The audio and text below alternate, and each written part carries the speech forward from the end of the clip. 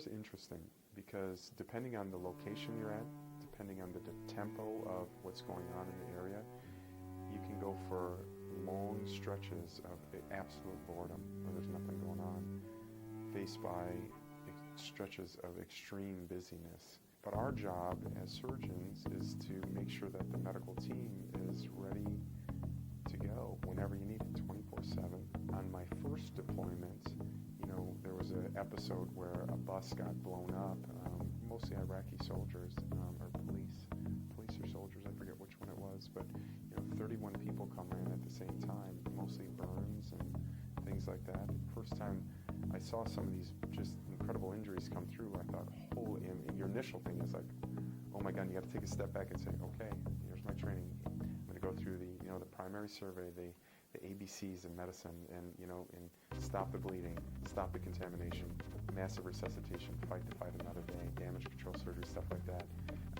I had a very interesting experience of a young gentleman who came in on one time when we had some rocket fire that got hit by shrapnel, who came in, and I've told this story before, but it's a lasting influence with me, who, as he was kind of coming in and out of shock before we were trying to intubate him and take care of him, who I remember he was on a gurney, and I was standing on his right side in the middle of a tent in 2008, and he, kind of reached down and said to me, kind of as he was kind of going in and out of it, said, Doc, I got kids.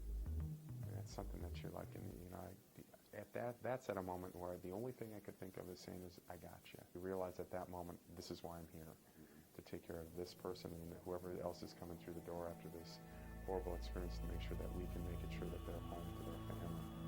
The hardest part about it always is the why. Trying to understand, like, why did this particular person not make it?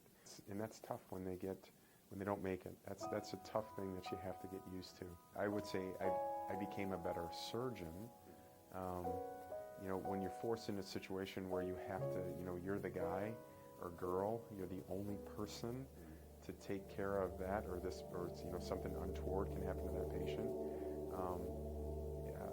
It allows you to expand your boundaries in terms of grow as a surgeon. What really went home to me was I came back. I remember when I landed on American soil, almost on each of my deployments when I landed, and I was always struck with, not everybody has this experience, this is my own personal thing, with what an incredible country we are. I'm much more patriotic now than I ever have, and that's independent of the causes for why we're over there, whether or not I agree with them before.